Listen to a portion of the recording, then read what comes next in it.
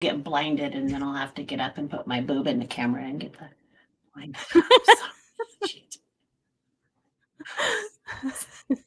It's okay. It's so fun. It says we're live. I am not even seeing chats or anything, so let me see. Oh, there's somebody.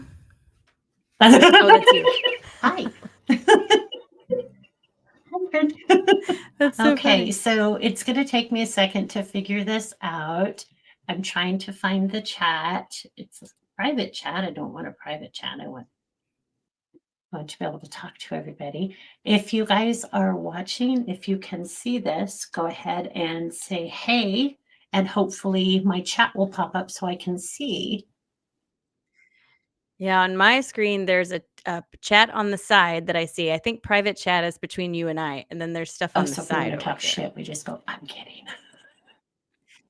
Right, exactly. I don't see like a count. I don't see any viewers or anything like that. Hello, Mary. Hi, Patty. Hey, ladies. Okay. Hello. So we have 9. We have 9. Welcome. All right, you guys. I think this is going to be so much fun. These are my Patreon girls too. Hi, ladies. Welcome in. I'm very excited to be here with you guys. Hi. Yay! Happy day. Oh my gosh, you guys. Hi, Amy.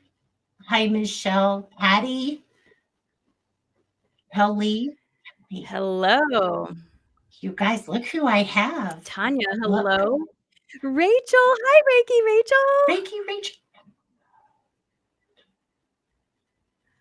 So I don't see her. She must be following on your channel. That's funny. She's on here as Rachel Thomas. It doesn't say Reiki. Oh. Rachel, Oh, that is Rochelle. Oh, Rochelle. No, oh, that's sorry. okay. That's okay. I thought Rachel spelled her name exactly I gave the her same shit. way. I told her. And her last name is Thompson, isn't it? Or Thomas? Something very similar to that. Yeah. Oh my goodness. Okay. So Rochelle is actually a really good friend of mine. And she does spell it wrong. I told her. No, I just think it's funny. I thought she was Reiki Rachel. Awesome. That's okay. Maybe she's an undercover. Maybe she is, and she didn't tell me. Amy Short, hello. I am so excited to be here with you guys. And while we're waiting for people to join, I'm going to just let you guys know. I just did an afternoon Schuman update because the graph looks weird, you guys. There's something going on. I have no insight into, excuse me, specifically what it is. But it looks like a dark spot on the graph. When you look at the graph, there are green horizontal lines that show up. That is background noise that we, excuse me one second. Are we freezing? We might be freezing a little bit. Oh, she watched it. There we go. Those vertical green lines are background noise that we as humanity make. It is microwaves, radio waves, all the stuff that's in the air. They are gone. They are missing, and they have been missing off the graph for the last 5 hours. I checked. The graph is up to date. I checked the Italian graph. There's nothing going on over there. I do know that there was a big earthquake in Alaska. I know there's a lot of strange weather going on today. There's actually even a fire in Area 51. Did you guys hear that? I personally did. Did anybody else see that? But it's not being talked about. Is that correct? Right. Well, I mean, it depends on who you are listening to, right? Mainstream media is not covering it all. So I don't know. There's so much going on that I don't even know anymore. I feel like my bingo card is so full. I had to turn it over. Like, what's my prize? I got bingo like 5 times, you know? I just made a note about the Italian graph. Does that usually differ from the graph you typically look at? They do. So they measure different frequencies. The Russian graph, the one I use the most often, that measures extremely low frequency. And the Italian graph measures ultra low frequency. And it sounds very scientific with extremely and ultra, but they're different wavelengths. So when I'm looking at the two graphs, the Russian graph is incoming energy. The Italian graph is outgoing energy, release energy. So when we see red on the Italian graph, it usually matches up with some sort of red demonstration on the Russian graph. And that tells me this is Okay. release energy because it's being released from the earth. Then we have the white energy coming in that's coming from the sun, space, all the things out there. That's incoming energy. So that's kind of where we differentiate. The new pattern that's been showing up on the graph of the red release in the upper chakras with no release on the Italian graph is Okay. new, relatively Okay. new. And for me in meditation, I was shown that this is the push. This is the push to get us to let go of the things that are holding us back from our connection to our source, whatever that may look like for you. So, all the Mm. insecurities, all the concerns, all the embarrassment, all the hiding and masking and all that stuff, we're getting a lot of Getting rid pushes of on that to illusion. let Getting that rid of go. illusion. Yeah. Yes, because I do believe that we're stepping into some new frequency. The earth itself is evolving and we are evolving with her. And these are part of the growing pains, Yes. It's just part And of that's what excited me about with your content, because you do have a scientific background. So you kind of marry the metaphysical and the science. And I think that is so powerful, especially for people who think, oh, it's just woo woo. Like when I tell people during sessions, like, you need to listen to Schuman resonance because I believe fully that it's affecting things that are going on for you. And then they'll be like, thinking it's bullshit. I'm like, wait a second, it's actually studied by NASA. So, and then I always send them to you. yeah. Go see Erin. Well, there's a phrase that I heard, and I wish I could remember who said it, but I heard it a long time ago when I was getting my undergraduate degree. And whoever said it, they said, everything is always science fiction until it's not. Just think about watching Back to the Future. Marty McFly got fired over FaceTime. And here we are How on funny FaceTime, it's. right? And when that came out in that movie, people were like, I can remember my own dad saying, I would never do that. That is ridiculous to see somebody like this. Why do I have to do that? Just like he told me he would never have a cell phone. If somebody needs to reach him, they can reach him when he's at home, yet he had a cell phone. Yeah. You know what I'm saying? Everything is always science fiction only until Yes. it's not. And there's a reason that this comes up in our entertainment Oh, gotcha. first, because that's where we have less resistance to the idea of it. Science is very, very resistant to change. It just is. It's the nature of the beast. Imagination, entertainment is not. And so these ideas filter into our consciousness first through things we don't have as much resistance to. Then somebody sees that, gets an idea, and starts building from that, right? So this is kind of how all of that works together. And you will see patterns of that throughout your history when you look back at things. And we're all connected. So one is feeding the next. So I have a theory. And since you brought up entertainment, I want to see what you think about this. So you ever watch The Simpsons and hear how everybody says, oh my God, they predicted all these things that are happening? Like they didn't predict. I have heard it.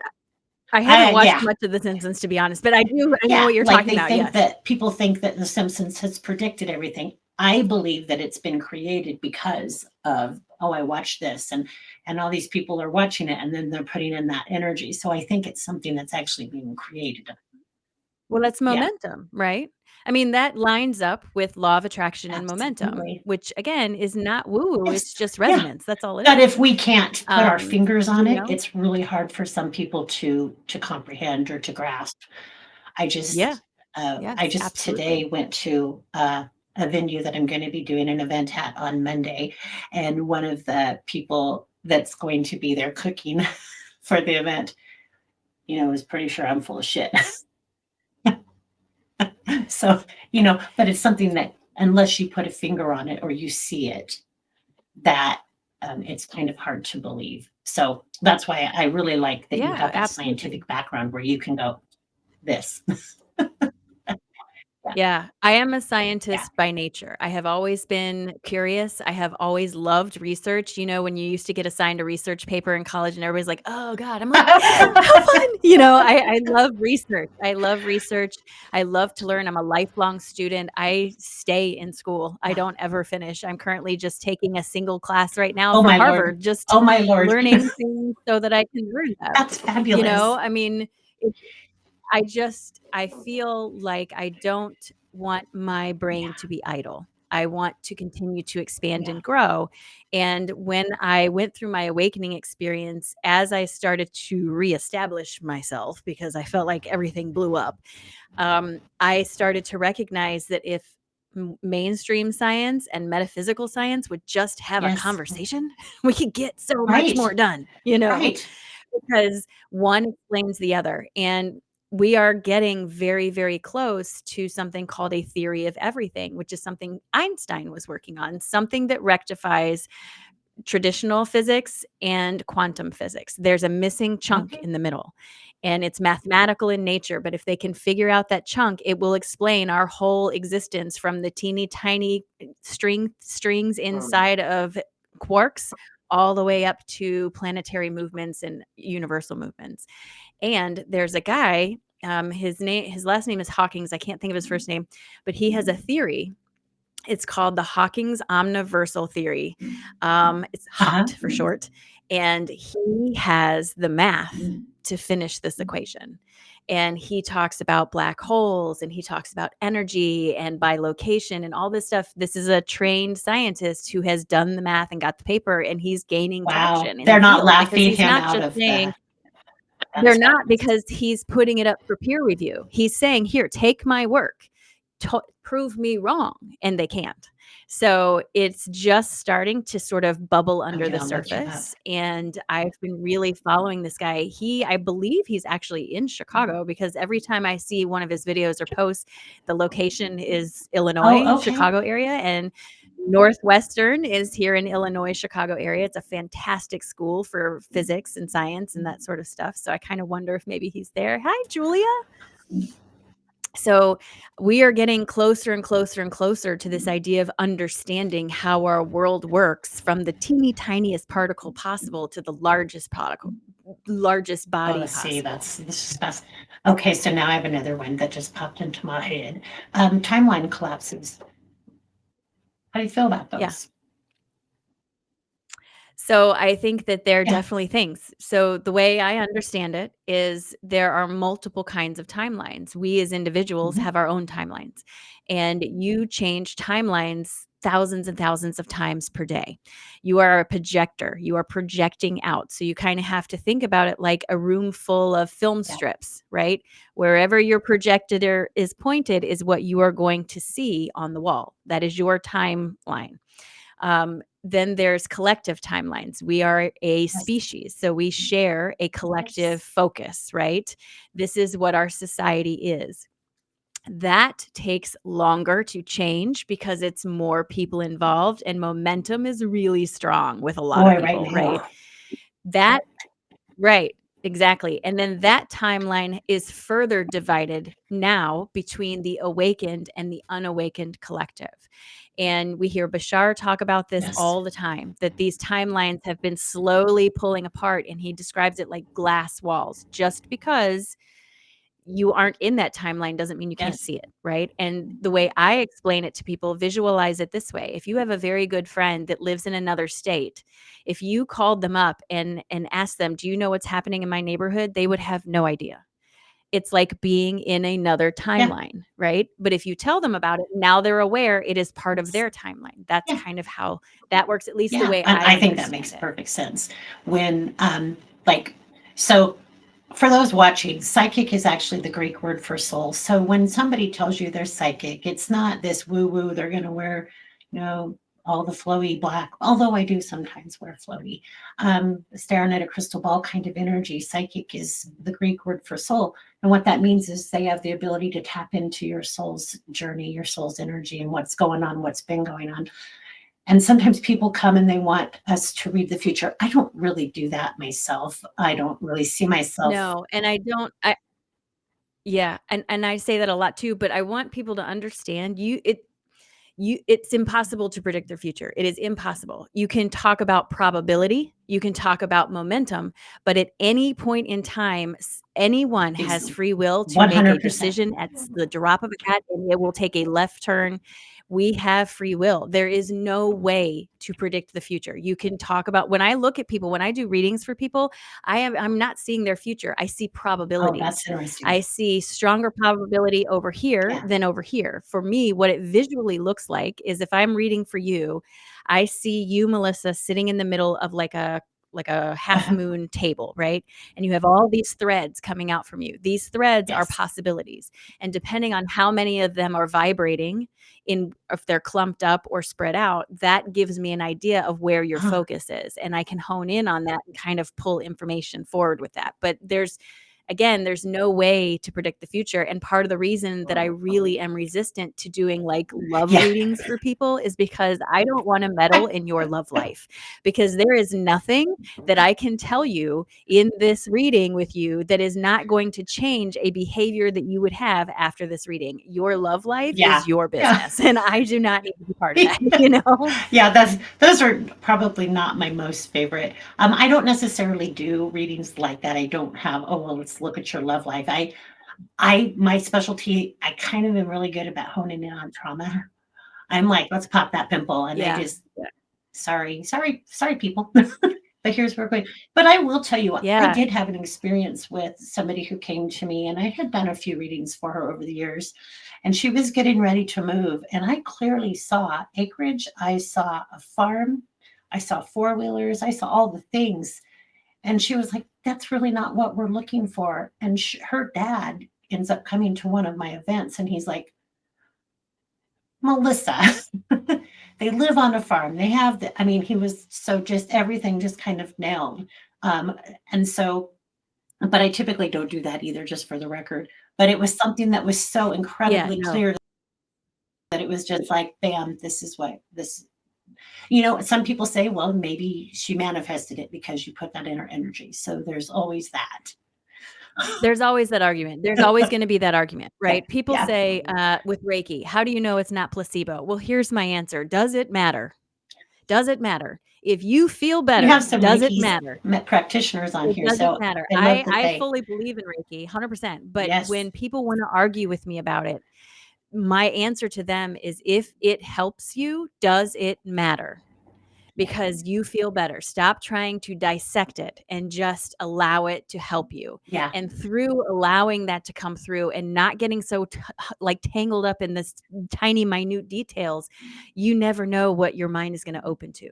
You never know what that personal experience will allow you to finally say, "Oh, maybe there is something to this." You know what I mean? Absolutely. And other people's energy can absolutely affect us. And it does every day. Of Ask course it any does. empath out there. Walk Of into a course it does. room with and I just, it's amazing. Well, And the I, visual I'm so sorry, I don't mean no, to cut go, you go. off. I do that a lot, so please correct me if No, I am. you're I don't good. mean to, You're okay? so good. But something that I was given once in meditation about that is, you have to remember that the human perception scale is itty bitty teeny tiny. There's a huge visual light spectrum that we can only see about this much of. Yeah. And we are walking around in this soup of different frequencies and like all kinds of things. Like, think about Wi-Fi. It's literally everywhere. Just because you can't see it doesn't mean it's not there. But we are physically vibrational beings walking through a vibrational atmosphere. It would be illogical to think that two vibrations bumping up against each other would have no impact. That doesn't happen. That doesn't happen in science. It doesn't happen in woo-woo. It doesn't happen anywhere. That is just how it works. That is part of what resonance is, or dissonance is. Dissonance. When you Yep. don't like the thing that you are matching up with, you feel the dissonance. When you are aligned with it, you feel the resonance. That's the difference, right? Yeah. I love that. But it's everywhere. You're walking around in a soup of frequency. Yeah. A soup of goo. Sometimes, yeah. Dude. Well, lately, the last few years, it's been a soup of goo. It has definitely not felt as yummy as it has in the past, but, I also understand that, let me think of the best way to put this. We as a society, as human beings, not necessarily just Americans, but the world in general, have so much momentum going in one direction that there is no gentle way to reverse course. Think about your Nor friends should and we. family. Right. Think about your friends and family who are so dug in on what they believe that nothing you say is going to change their mind. It's going to take a massive act to bring forward more openness, more Yeah. willingness to communicate. It has to get the discomfort that you feel has to get so bad that you're willing to risk the discomfort you don't know to get outside of that. That's where the point is, and that's literally where we are as a society, as a species right now. We're right at that tipping point. The precipice, absolutely. We get so comfortable with our own pain. I see it all the time. It's hard for us to change because we know this. We know what this Right. feels like, but I don't know what that feels like, so I'm not gonna taste that. Uh, Right, right. And, complacency is a killer. And you yeah. also don't know how sick you are till you're not sick anymore. Anyone who's Right. had a chronic illness will tell you that. I had a chronic illness for years and it became normal. Yeah. So when it was gone, I almost didn't know what that was anymore. Like, oh, this is what you're supposed to feel like? This is normal? Like I had a completely different idea of what And normal you is. were It's based on your experience. and you were really sick. Yeah, I was really That sick. was part of your awakening, am I correct? Yes, it Are you was. are you comfortable sharing any of Yeah, that? sure. Okay. Yeah, I mean, my awakening, was kind of a couple years in the making, like, I was diagnosed with this blood clotting disorder as a result of having several clots of unknown origin, in, like, 2018. This disease is fatal. It can be fatal, and it has to be treated very aggressively, and so you can imagine when you are diagnosed with something like that, your world changes. And I lived in a lot of fear, and mainly because the doctor I was seeing was telling me things like, "Oh, don't go on a roller coaster because if you hit yourself, you might get a clot," and, just all kinds of things. Yeah. And then, fast forward to 2020 and COVID hit, right? And my doctor had scared me to death because he said COVID causes clots, so if you get COVID, it's gonna kill you, so I had become a recluse. Plus, we couldn't teach at the university during COVID. Right. And I'm sitting at home one day and I was bored and I thought, "You know what? I have access to one of the best medical libraries in the entire country and I have never used it to look up my own disease. So I'm bored, let's do it." Let's do it. So I started researching it. I got in there and I started looking at the studies and all this sort of stuff, and I noticed that there was a test that is required. It's a protocol for diagnosis that I had not had. As a nurse, I know my medical records. I have Mhm. copies. I know exactly everything that's being done. I look at my own test results, all that stuff. I knew I hadn't had this done. And according to everything that I read, it said, in order to be diagnosed, you must have this test. So I also found, coincidentally, at the same time, that the doctor who discovered this disorder was still alive and still teaching in England. And I figured this is really interesting. So I'm just going to email him and see what happens. What do I have to lose? If he doesn't answer, I still am in the same place. But he's the person who discovered the disease. So if anyone's going to be knowledgeable about it, it's going to be this guy. So I emailed Dr. Hughes and I just very simply said, "Hello, I've been diagnosed with this disorder. I noticed in my test results I've not had this test before. As the expert on this disease, is your opinion that I should continue treatment or would you suggest getting a second opinion?" Not asking him to diagnose, just Right. sort of weigh in on my treatment plan. And he got back to me. He actually emailed me back to my great surprise. And he told me, he said, "You need to get a second opinion, get a second opinion." So I printed all that out and took it into my specialist. And my specialist looked me in my eyes and said, "I'm the expert. You listen to me. If you don't wanna do what I say, blah, blah, blah." And as someone who was teaching at a medical school, I thought, "Oh, no, no, no, no, we're not doing this." Right. So I left his office, got all my records. I went to my primary care doctor, who had always been very nice and kind, and explained the situation, and he sat down with me, and we looked through all my records and couldn't find the test. And he said, "All right, well, just so that you feel better and I feel better, let's order it. I'm pretty sure it's gonna be fine. No big deal. Let's just order it." Ordered the test. He called me the next morning at 6 in the morning and he said, "You need to discontinue your medication immediately. You need to come to my office right now. You do not have this disorder. You're taking a medication that we do not know how it will affect you. And I need to run a lot of tests." And in that moment, everything I had given full credence to completely collapsed around me because I had allowed myself to build science and medicine up in my mind as unfallible.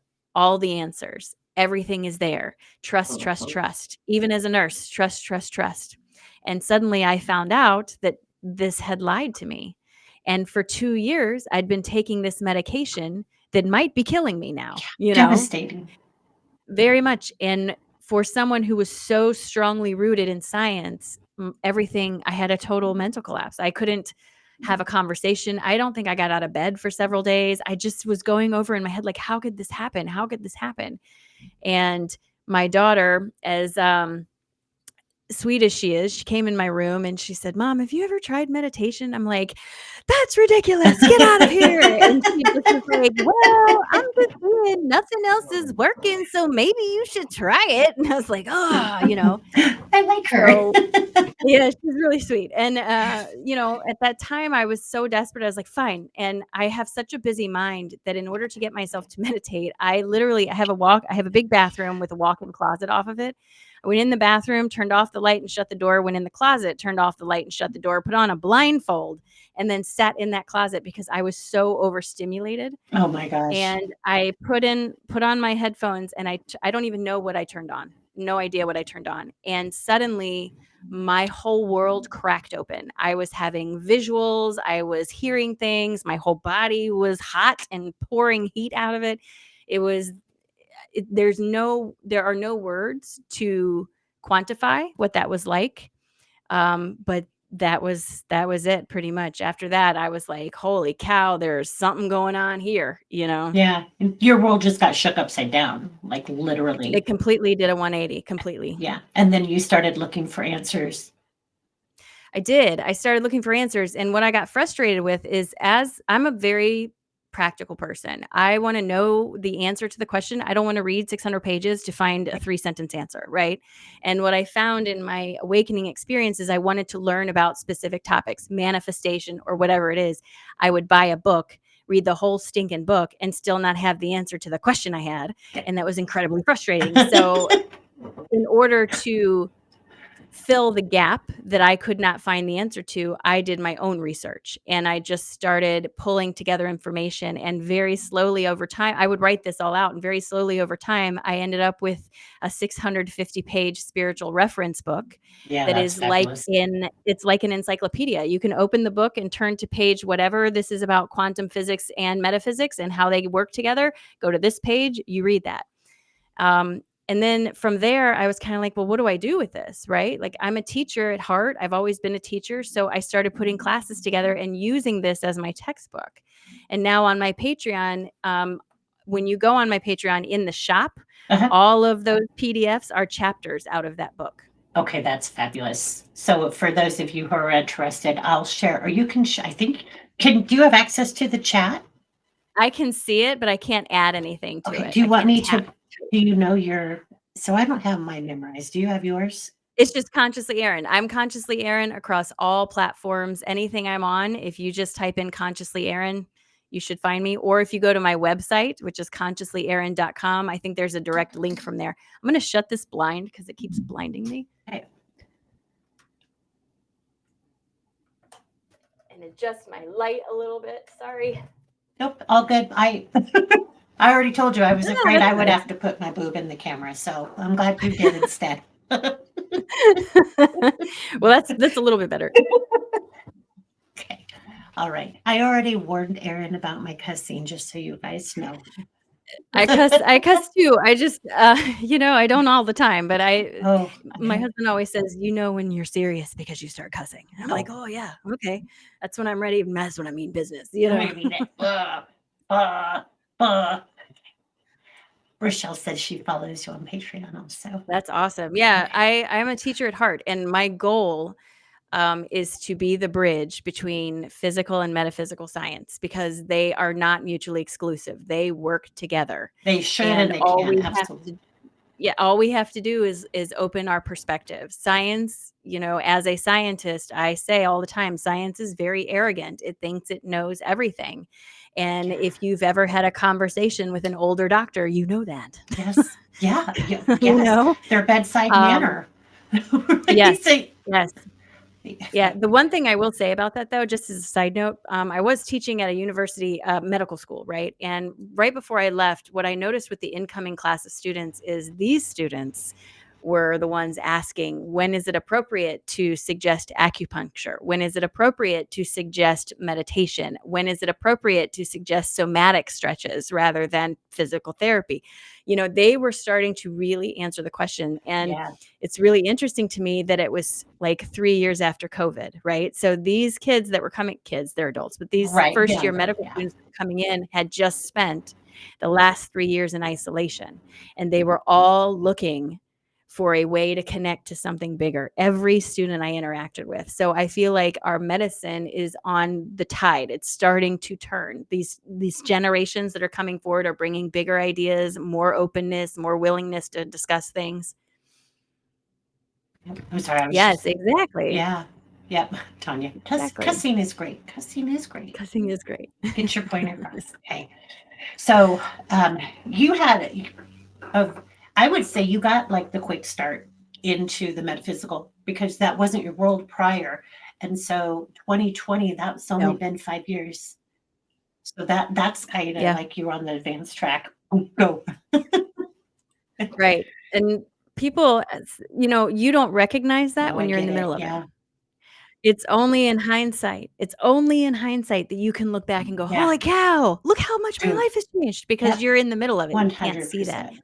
And so many people will come to me and have a session with me and they feel very frustrated. Nothing's changing, nothing's changing. I It promise is. you it's changing. It just takes time. We live in a physical world. It has laws that must be followed, both physical laws and societal laws. There are things that have to fit into there. And if you're bringing something from the 5D to the 3D, it's got to really Yeah. compress itself quite a bit to Yeah. get down here.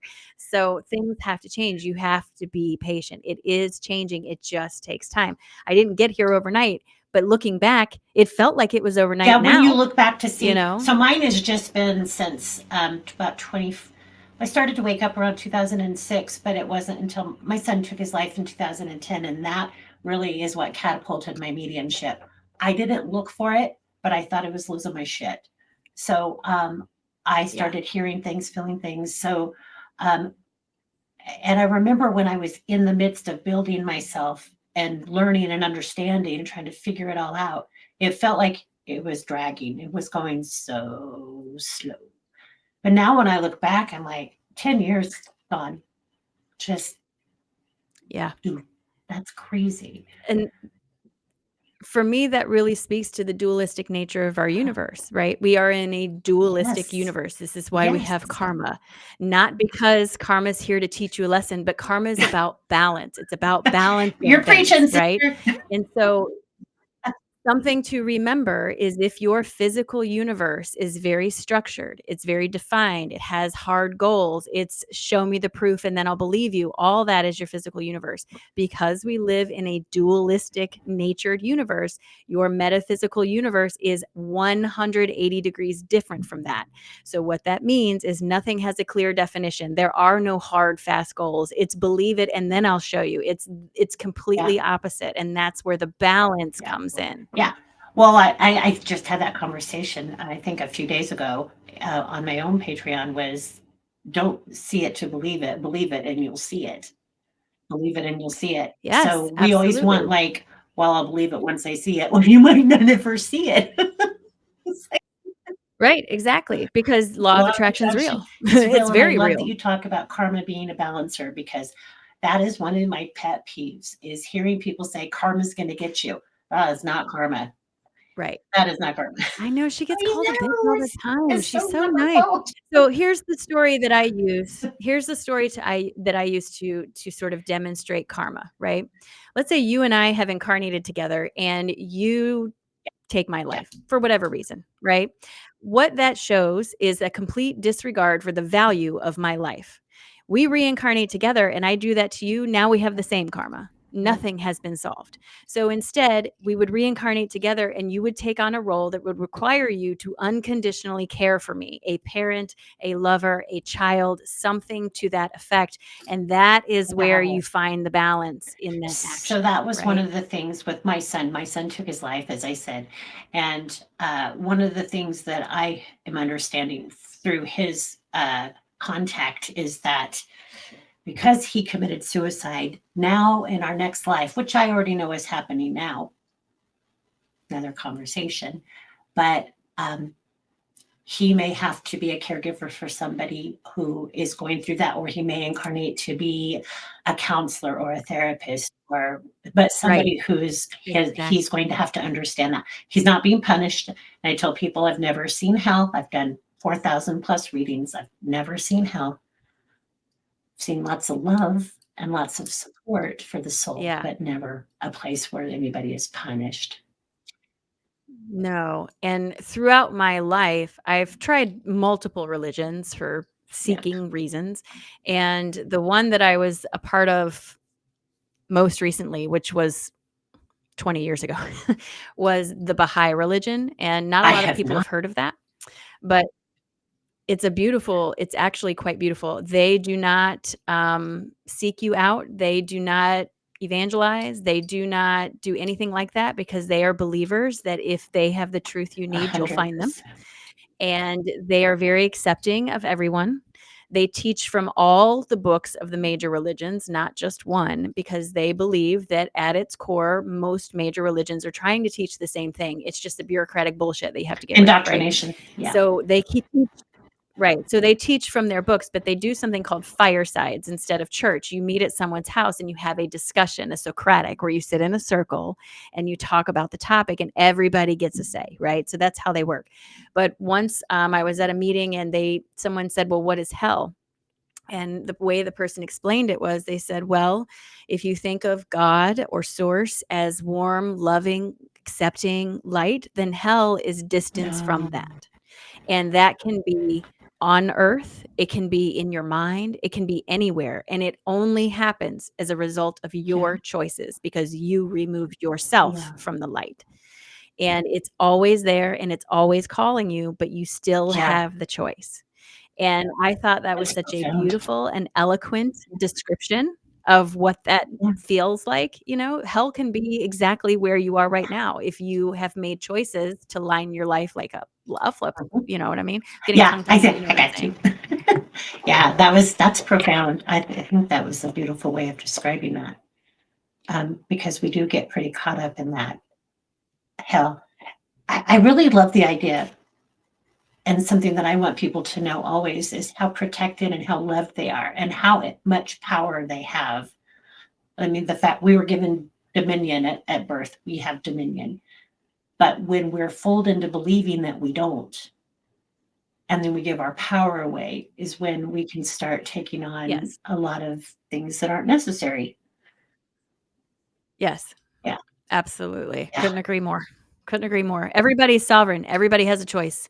And sometimes those choices don't feel Yeah. super obvious, Yeah. but they're still choices Yeah. at Or they're least here. obvious and they don't Even want to if do you're in it. Right. I saw a post the other day that really it said everybody wants to heal until they have to work.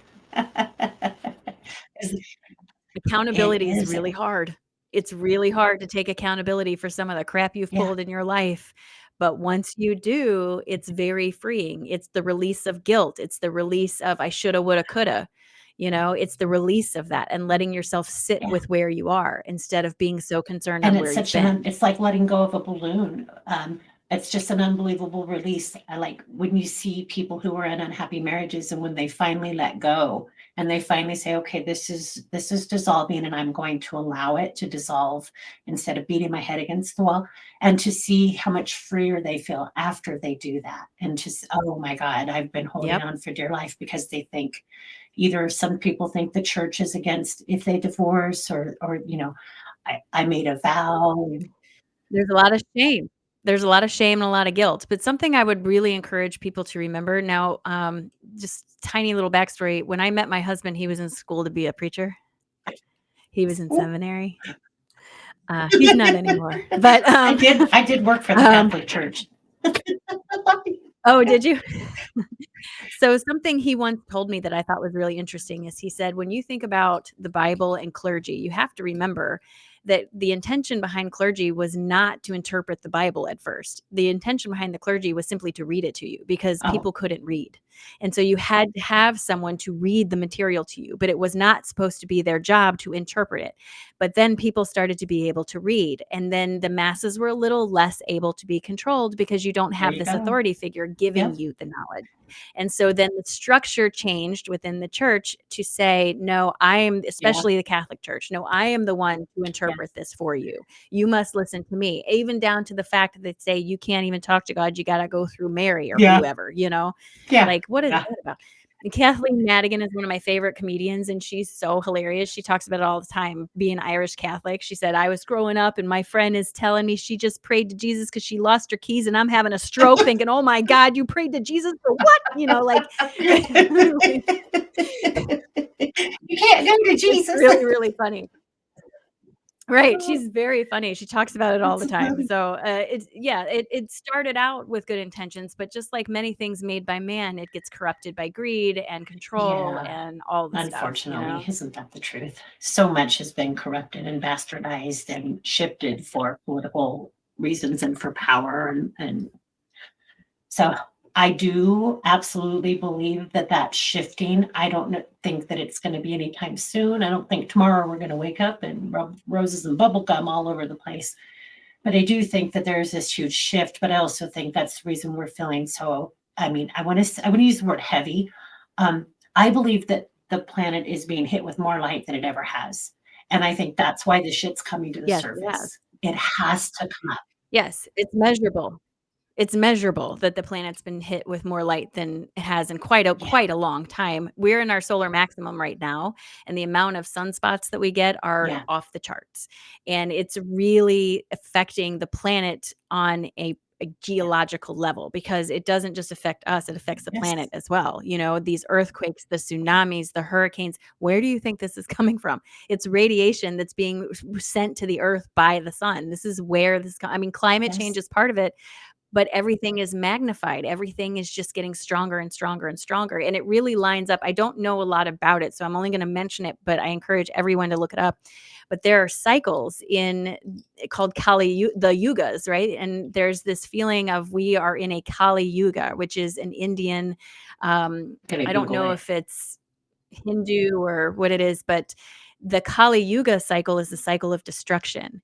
And there are 4 cycles, right? So we're in the last one before you rebuild and start over, Okay. right? And it lines up with everything that's happening. It lines up with the astrology. It lines up with everything across the board. When you zoom out and look at all these different tools, they are all pointing to something happening. But like you, I think it's important to remember this is not a single event. This is an unfolding, an awakening experience for the collective. It's not going to be one event that does this. It's going to be an unfolding over time because we didn't get here overnight. We're not going to get out of here overnight. Uh-oh. I keep There you getting are. kicked out. Oh, Oh, but I no. was listening as I could. So Kali Yuga, I did get it pulled up, and so I'll let you Yep. finish, and I will listen.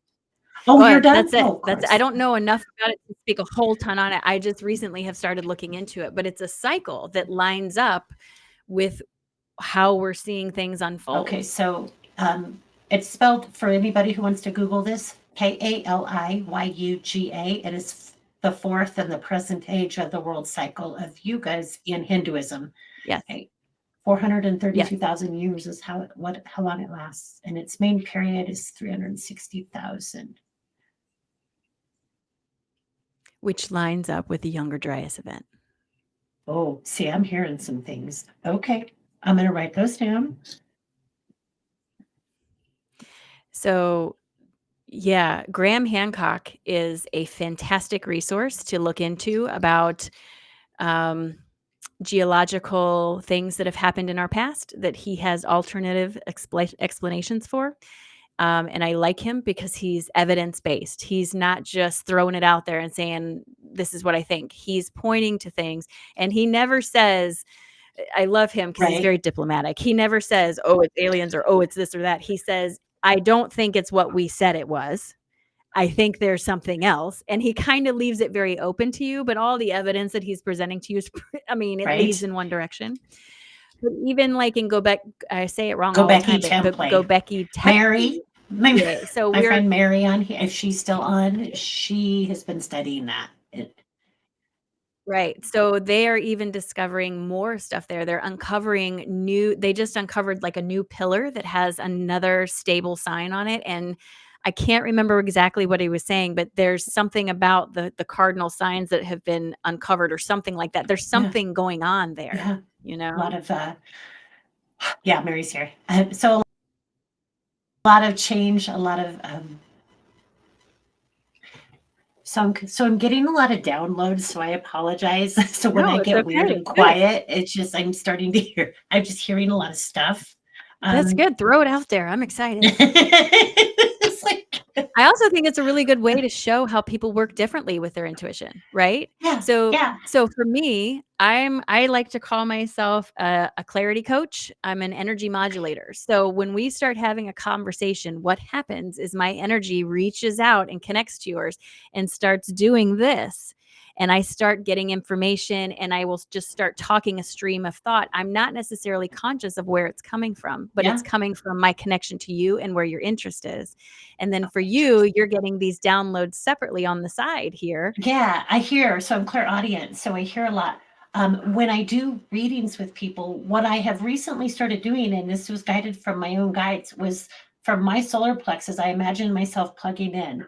I know that's kind of weird, and it's fairly new for me, but I'm like, okay, I'm gonna plug in today. I don't So, think it's weird. well, good.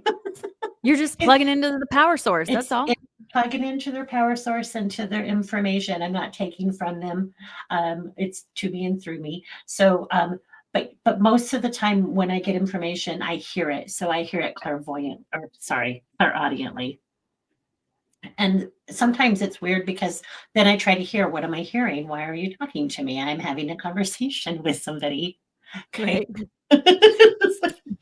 So, um, basically, it was just stuff about what was going on with the world and what's going to be coming up. So I did just make notes. I don't feel like that's something I want to talk about, as we were talking about this earlier, but I did write it down. Yeah. Okay. Very exciting. And I think This, this is probably a good segue because we should talk about the generational thing because you were kind of excited about that. I And really am. this is a perfect segue into that, right? Yes. So we're talking about going through these changes and in I believe Western culture is the only one that has named their generations. I don't know, but in Western culture, at least, we predicted this and we didn't even know we did it, right? Yep. So let's look at the generations. I don't have the specific years, and there are I do. overlap between them, right? Yep. But so we're going to start with Generation X because that's where I am, right? 1965 to 1980, Generation X. This was the latchkey kids. These were the kids that decided they had had enough. These were the kids that Carol. feral kids, the kids who played outside and all this stuff. But when we had children, we decided we wanted better for them. So we birthed the millennials. Millennials are born and they are the first generation with the language of mental health. They have started to bring that into the vernacular. The millennials are the ones who really began to push the idea of, I don't like the way you're talking to me. They've been called very sensitive and this and that. There's nothing wrong with that they don't Snowflakes. want to. Right, snowflakes. There's nothing wrong that they don't want to conform to the old way of things. So they started to see that and push that forward. They give rise to the Zoomers, right? The Zoomers are our mobilization force. These are the kids that have decided they're done with the change. They are the ones that are starting to step up, right? There was a recent primary in New York City, and a very young politician won. And right after he won that primary, 1,100 young people across the country signed up for office. This is the mobilization force, the Zoomers. They have had technology in their hands since the day they were born. They've had a global community their entire lives. They are open to the idea of alternative things. They are embracing their creative side. They're learning that ADHD, autism, things are not diseases. They're just different ways of thinking. This is the mobilization force, is the Zoomers. And then right after the Zoomers, we have the alphas. And these alphas are being born different. They cannot take the loud noise. They don't like the loud lights. So what do we do as parents and grandparents? We turn it down. So now we're hearing ourselves. We're hearing things. And as those Zoomers push forward that change, those alphas are going to come right behind them and they're going to anchor in that change. And they are going to be quite literally the start of the next phase. Yeah. We named them alpha and did not even know what we were doing. So it goes back to the idea of everything is just connected. And if you can zoom Really. out enough and line things up, there's too much evidence there to argue with yourself on it. It's just Yes. too much of it. Well, it always cracks me up when people complain about the younger generations, because I'm like, well, who raised them? We did. We did. We did Right. that on purpose. We were Right. trying But to right, protect exactly. them. Well, the thing with Generation X, right? My parents didn't Yep. want to hear about my day. My parents were barely home. My parents didn't even Yeah. know if I was home. My parents Yeah. never made dinner. I was a latchkey kid. I was responsible for myself. I moved out of the house at 17. I was very independent. And a lot of kids from Generation X are like that, extremely independent. So when we had children, we wanted to fix the bond that we had missed. And so we created children that we were close to and listened to and encouraged them to speak up about their feelings. And a lot of people in older generations don't like that because Yeah. that's what they did with their kids. And Well, because they were it taught can not to. It doesn't feel safe for them. They right, and it like, reflects back on them and will make them feel uncomfortable because they're not addressing their own stuff, right? yeah. But it's the Generation X, at least as far as I can tell, not saying that the other generations weren't important, but the change over, like this idea that it's not one event, it's multiple events in a row that's Yeah. going to bring this change. I believe it really started, the turn started with Generation X starting to flip over, the summer of love, right? Like think about all these Yeah. things that brought these people forward, right? Yeah. Yeah. People conceived in 1969 are Generation X, friends. The summer of love. That was when I was conceived. Exactly. And Well, a aptly, little look at earlier, it where would have we been are. February, but But even still, that's the year. That's the year. You know what I mean? Like yeah. you can see it. You can see all the patterns when you zoom out. Yeah. So that's why I was so excited we were talking about it. And I watched your little 4-minute thing presentation on this or a video on this before we came on live. So I had written down like the reset button with Generation X, which actually makes sense. It's a lost generation too. Yeah. Like you said, and I joke about feral, but we really were. I Yeah. thought it was just me. I thought everybody else had a normal childhood. I thought I was just feral, that my Right. parents were just off doing their own shit and we fended for ourselves, pretty much raised ourselves. Right. Well, a lot of Yeah, our parents were working, it was one of the first generations. Generation X is one of the first generations where the kids didn't have a stay-at-home mother yeah, because economy had changed. yes, And so now it yes, was necessary for two income households. So that's why Generation X kind of falls in that crack because a lot of people who were stay-at-home mothers, previous generations no longer could afford to do that. And so yeah, they had to work and that took them out of the home, and that's where that reset sort of happens. yeah, yes. I had seen something, and I probably shouldn't even touch on it because I don't have enough information, but it was talking about the kind of the darkness that was behind telling women that they needed to leave the home and go work, and how it was kind of like this, I can't think of the word that I want to use. The only thing that's coming into my head is like a darkness, like masterminding women. Oh, get out! You don't want to be at home. You want to go do this, which causes you to have daycare for your children, which has somebody else raising your children, which makes more kids have to go to school. Which so isn't that interesting? It is really interesting, and if you think about it, it might have even started back with the war, World War II, because all the men were shipped over and the women went to work in the factories. Yeah, And with going to work in the factories, sometimes for the first time ever, these women had jobs. It gave them a sense of yeah, independence. It gave them a yes, sense of sovereignty, and yeah. they like that, having their own money, making their own decisions. I mean, if you think about it, it hasn't been that long. Nope. My aunt, who is 67-ish years old. Worked as a banker for Bank of America way back when it was Sovereign Bank 150 years ago. And she worked for them forever, right? She could not get a credit card in just her name from the bank Yeah. she worked for Yeah. until she was almost 40 years old. Yeah. Women And couldn't she's vote. working Women for them for couldn't have, absolutely, you couldn't have your own house. My mom said she couldn't buy furniture for her house without No, my dad on the thing. yeah, Like this is not that long ago, folks. This is very, no, very recently. So because again, that idea of you got to zoom out a little bit. You have to give perspective to things. It doesn't feel like things are changing when you're in the middle of it. But yeah, when you can back out, you can see all of that. yeah, you look back and see, like when I was little, I remember being told women weren't smart enough to do XYZ. Women couldn't do, and I believed it. So Yeah, I was impressioned with this belief that women weren't capable. Well, I right. lost that, Well, but women weren't even admitted to medical school until relatively recently. I mean, it yeah, hasn't been that long, you no, know? no, So we have to not at all. put perspective at it. When you look at it that way, the last 100 years have been rapid change, rapid societal change. And again, it doesn't feel like it when you're in the middle of it, but it has been tremendous. The amount of change that we've experienced even in the last 5 years is something that we've never ever seen in the history of humanity. It has been exponentially. And so it explains why a lot of people are losing their shit right now and getting so angry because we have so much being thrown at us, life and energy and social media and the news and our little brains are just trying to Yeah. grasp everything. So Yeah, absolutely.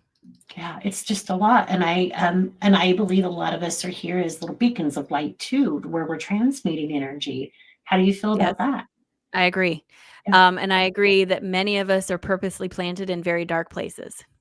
And the reason is because you're not here to save them. You're not. No. However, you work on yourself, your light gets brighter. And if you're in a dark room full of people, the brighter your light gets, the more they can see that they're sitting in crap, right?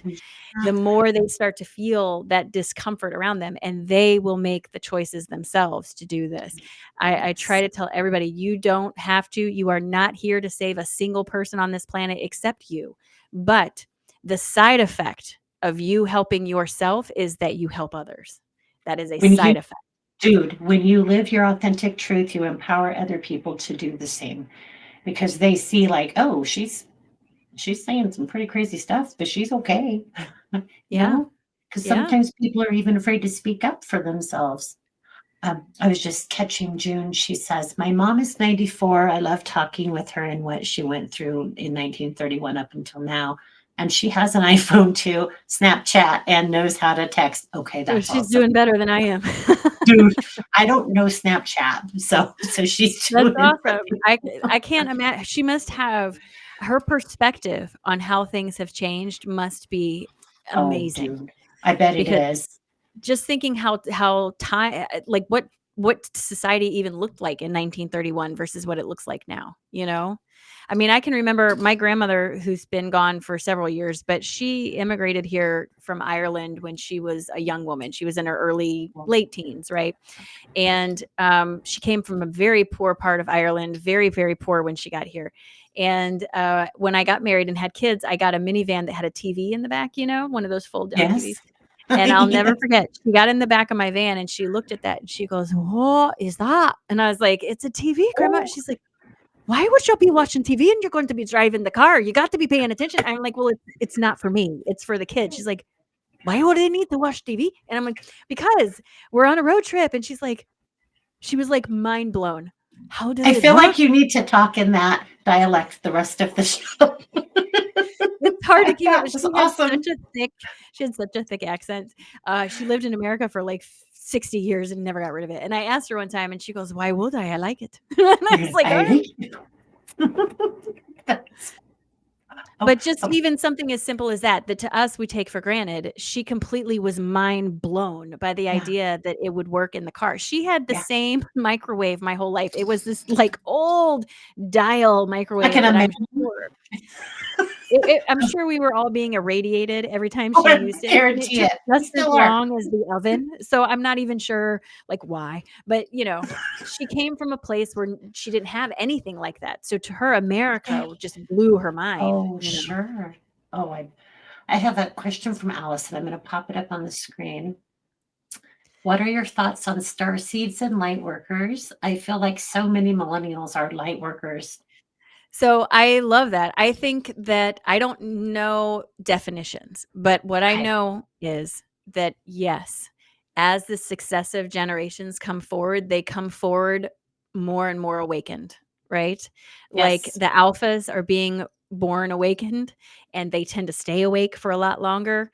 And then each generation back gets more and more awake earlier in their life, right? Generation X, a lot of Generation X, especially women, tend to go through their awakening in their 40s, sometimes in their Yes. 50s. My daughter is a millennial. She's on the edge of millennial. She's like a zennial. She went through her awakening in her 20s, right? And then the next generation when they're young teenagers, and then the next, Starting to go. so yes, I agree with that, and I think it's part of the transition. It's all part of the plan to anchor Yes. in the light, to Yes. hold that light steady while everything else around you is a hot mess. You have to Yes. hold that light so people, when they're confused or concerned, they know where to go and they can say, "Oh, look at that light up on the hill. Let's go that way." So yes, I Yes. absolutely agree that that's a thing. I just don't. Oh, I don't like definitions because I think it makes people get in their head too much. and they Um, can. It, you the know, star seed is basically an advanced spiritual being who have incarnated. Um, I think at this stage most are advanced, or they're being woke up so that they can do the work and help others. And like you said, even just to anchor the light, it may not be that they're going to go out and do this for a living, but whether they realize it or not, they are anchoring light. yes, And especially if for those people who are feeling really exhausted over especially recently, I have been taking naps. I don't usually do that. The yeah, last couple of days, I have just been like, I'm not kidding, a friggin' zombie. I had to take a nap twice this week. yeah. I've been feeling that way. Today has been very odd for me too. Today has been Oh, very has odd, he? feeling. But yeah, it's there's a lot happening. The energy can short circuit your system. Like we are Yes. energetic beings by nature. Our brains are electrical. Our hearts are electrical, Mhm. right? And Yeah. if you are getting a lot of electricity, it can short circuit your system sometimes. And what that looks like for me is I just fold up. I call it a fold up day. I sit Yeah. on the couch in my snuggie with my macaroni and cheese and I watch alien TV shows Yeah, and I yeah. don't think about anything else. That's what I do. But in doing that, that is what self-care looks like for me. That's the best way for me to sort of replenish what I have depleted. Yeah. For some I want to people, highlight what you just said for everybody yeah, who's listening. That is what self care looks like for her. So make sure you're paying attention to what that looks like for you. It doesn't mean you sit on the couch every day, because at a point that doesn't become self care. But if you have to sit on the couch one day and eat like macaroni and cheese, which is everybody's favorite comfort food, um, do it. That's self care. That's powerful. And you feel better. Yeah. You yes, feel I like, always feel oh, I better the just next day. And, it was a big deal for me because I've always been a very high achiever, type A, firstborn, do it, summa do cum it. laude. Yeah, I've always been a do, do, do. And for me to make the decision, like yesterday, I normally go live and do readings every day on TikTok. And for Right. me to make the decision yesterday, I didn't feel like it and Yeah. not do it Empowering. was very hard because I Yeah. had to sidestep the fear that comes around that. What if I go I live the next time and nobody's there? What if I don't Yeah. make enough money this week? What if, what if, what if? Yeah. But there's always going to be a what if. There's Yeah. always going to be a what if. You still have to do what works best for you. And if you don't take care of yourself, you are no good to Yep. anybody else. Just like when you're on the airplane and they tell you put your mask on first, because if you pass out, you're a hot mess and nobody's going to be able to get any help. So put your mask on, take care of Yep. yourself, and give the best version of you to other people. Show them that it's okay to do that. Show them that it's okay to pause for a minute. Yep. 100%. It is absolutely okay to take care of yourself. We have been infiltrated and indoctrinated to believe that it's selfish to take Yes. care of yourself. No, it's not. Yes. It's And necessary. that's part of the culture of a consumerist society. Yeah. Because we're constantly being bombarded with, you need this, you need this, you need the new iPhone, you need the new car. Are you keeping up with the Yes. Joneses? Like, this is Yes. something that has infiltrated our life. It's in every Yes. aspect of us. Don't feel like Every. cooking dinner? That's okay. Order DoorDash. It only costs you $10 extra. It's very easy. It's very Yeah. hard to stay in your lane and say, no, this is what I need for me. Reiki is not self-care for everybody. Yeah. Meditation is not self-care for everybody. Meditation is work for me. It literally is. I have to make myself do it sometimes, So I even hope though I know. everybody I've ever said meditate, because I say it daily. Why can't I connect with my guides? You need to meditate. Why is this? Meditate. And I get that Right. regularly. I can't. Yes, you can. But meditation for me is not self-care. It's part of cultivating my system of Yeah. communication. It's part of my work, so to speak. Yeah. Yeah. When I go into meditative mode, my guides are excited. They're like, "Are you ready? Let's do it. Let's do it." And I'm like, "No, no, no, I want quiet." And they're like, "What? You're here. You're here." Because I have set very strict boundaries with my guides. When I'm ready to work, I have a series of steps I go through, and that invites them Yeah. into the space. And they're very much like overexcited children that break all the eggs and get it in the batter. They're just excited to play. So That's you have to awesome. think about those things. So that's very much what I do as a medium. I close my door when I'm not working, and then I open my door when I am, and I give them those clues and cues like, okay, come on in. Right. The first time I ever did that, I was so terrified that they wouldn't come back. Yes, me too. I Me did. I too. was afraid of them being there, but then when I realized I could control it, and then I could shut the door, then I was like, I'm afraid to shut the door. So my mind was like kind of a mind fuck. Yes. Pardon me for anybody who Absolutely, but I had to make the decision to set some rules because I got really tired of being in Walmart and walking past someone and being like, "Why are you so mad?" Or yeah, like knowing things you everywhere I were, went, yeah. it was just bombarding me, and I don't want to be that person. I don't wanna read people randomly. That's not how I work. I've never worked that way, and I was literally sitting in meditation one day, and I got a download from one of my guides. It's like, you can set rules. Like, it Yeah. helps if you tell us Yeah. what we want us to do. We're just guessing. And so I did. I set some rules, and it works. And it absolutely works. Yes. They are not abandoning you. They're just No. learning to communicate with your guides is like learning to speak a twin language that only the two of you understand. And it takes trial and error. You have to try it out. You have to see what works, what doesn't work, look for repeated patterns, quiet your mind. All these things are part of that, but it is an ongoing Absolutely. process of learning to communicate. It's not just you get it and you're done. You know, Yep. the signs, the visuals I get from my guides rotate. I get different ones. I get Yes. new ones, I get old ones, but the meaning is what's important. And it has a lot to do with where your resistance is at the time you're communicating with them. Yes. Yes. Yeah. So, do you notice too, like mine will put shows, and I don't mean shows like TV shows, but like on YouTube, they'll put channels in front of me. They'll put people who are saying something. I'll just have asked a question like, I need to know this. And they will put something in front of me that's answering Yes. it for me. All the So time, it's with like, music especially, because yeah, music for me is a yes, big piece, is a big thing. yes, I will so one of the ways I actually communicate with my guides is, if you have an iPhone, if you Shazam a song on your iPhone, it I creates don't a know how. playlist. Okay. It creates a playlist. So every time I hear a song that has some sort of feels for me, I will Shazam the song and it goes on the playlist. And in the morning, when I'm starting my routine, part of my routine is I open that playlist and I close my eyes and I say, "Tell me a story." And I hit shuffle. And the first three songs that come up usually give me an indication of what kind of day I'm Oh, going to have. Is love it going to be it. busy? What is this? What is this? And I sit with those songs and I sing them and I get into it. And then the next thing I do, that's in the shower, I get out of the shower as I'm blow drying my hair. I'm listening to Abraham Hicks. What Oh, message yes. does Abraham Yes. have for me today? Again, open YouTube, first thing that comes up. I'm not searching, I'm not looking. It's right there, right? Yep. Once I'm done with that, I go in my room here. You can't see it, but I light my Yeah. candle over there and I call my guides in. I do my meditation. I pull my cards. I don't write my Schuman report. It is streamed live. Like, it is Yeah. literally I downloaded freaking love as that. I'm saying it. I want to I'm point out because that kind of touches with what we were saying in the beginning. You believe it. and you receive it. Yes. So so it's showing up for you because you know it's going to.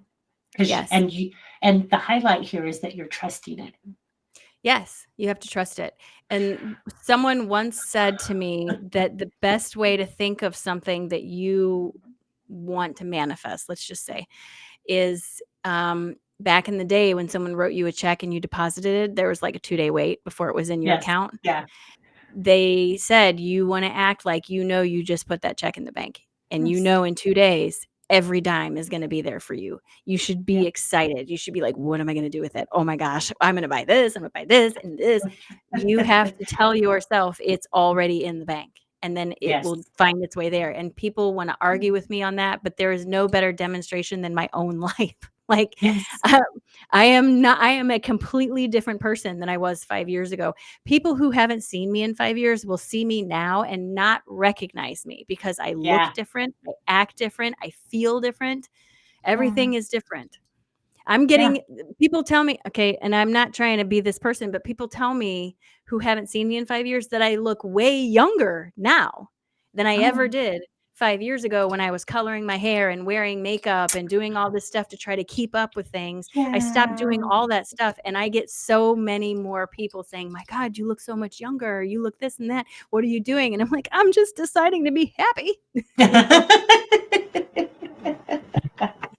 I love that. And what a beautiful example that is for people too.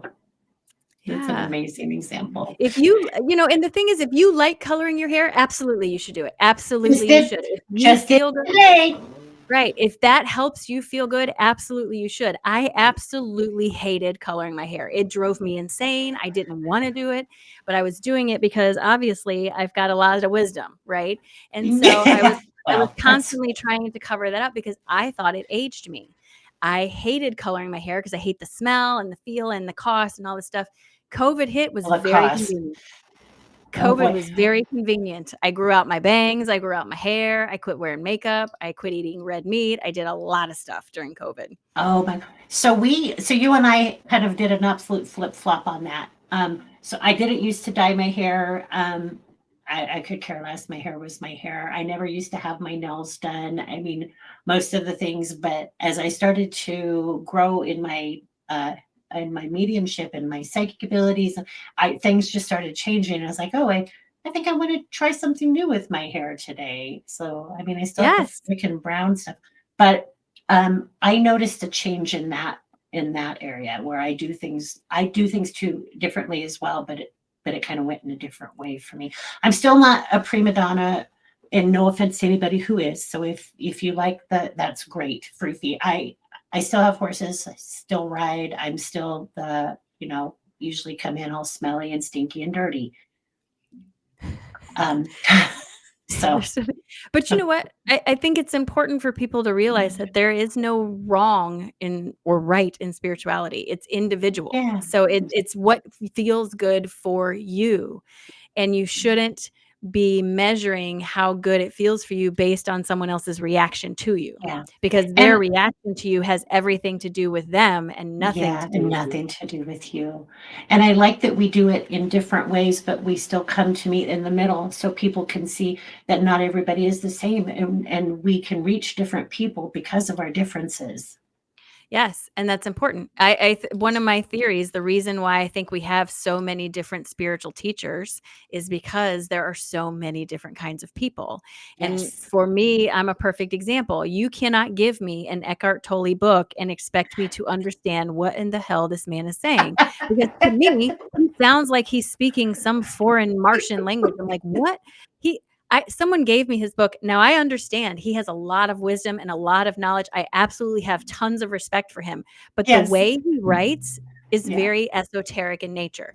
I Yeah. am a scientist. You have Yeah. got to speak to me in a language that I understand. And I tried reading tons of books by authors like that and could not understand anything. I bought one book by David Morehouse, Yeah. understood manifestation in 3 pages because Really? he explained it in the language I understand, which is science. He said, Yeah. "This is what frequency is, this is what resonance is, this is what manifestation is." And I'm like, "Well, duh, that makes Yeah. sense," like stuff like that. But you have to Um, find the person that speaks the language you understand, and if you yes. can't, create it. Like I Great. did, like I wrote that book because I couldn't find the answers I was looking for. Your discovery of those answers are part of your journey, and if you found a hole in the Yeah. knowledge, someone else found that hole, and they will benefit from that. That's the side Yes. effect of you figuring it out for yourself. Yes. And when those opportunities present themselves, grab them, because if you don't, somebody else will. Yes. So so that's how that works. That energy just goes to visit the next person, if you will.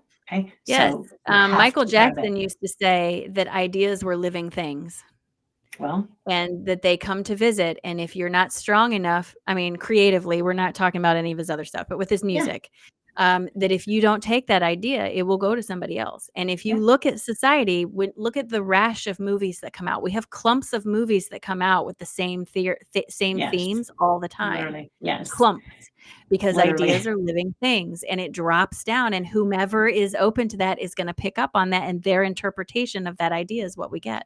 100%. So for those of you who are manifesting and you're like, I don't get any signs, yeah, you do. You get them all the time. They're Grab, everywhere. You just grab don't them. see them, or you're Yeah, not paying attention, or you're talking yourself out of it, which is something that that most people do. dude, that is the biggest thing I see with my clients is they convince themselves they made it up. If they get a sign or a message, or not all, but it's like Well, because what happens is you feel the excitement in the moment. That's your yes, higher self so excited, and then you get space and your ego starts to jump forward and yes. it starts to go, "Well, maybe that's not really what happened. Maybe it was a coincidence. Maybe this, maybe that." And your ego is trying its best to do its job, which is to protect you, right? So it Yeah, tells you these things because the fear is you tell someone else about this, you're going to be judged. That's hurtful, right? So yes. your ego will come forward and try to do its natural job and protect Mhm. you by planting these doubts in your brain. But you Yes. have to recognize and tell your ego, no, no, no, I'm not a caveman in the forest running from a bear. I'm good. Yeah. I got this, you know. But your ego Yes. is not your enemy. It's really not. It's just the mama Thank bear you. part of you. Yeah. Thank you for saying that, because I belong in some different esoteric groups where they talk about the destruction of ego and we have to kill ego. I'm like, I don't think we need to do There's that. no I balance to think that. it There's needs no to be balance to there. that. Yeah. Thank you. I appreciate that Balance because is allowing in the higher self and balancing it with the physical self. You are here yes, to have a physical life. The purpose of life is part of being life. human.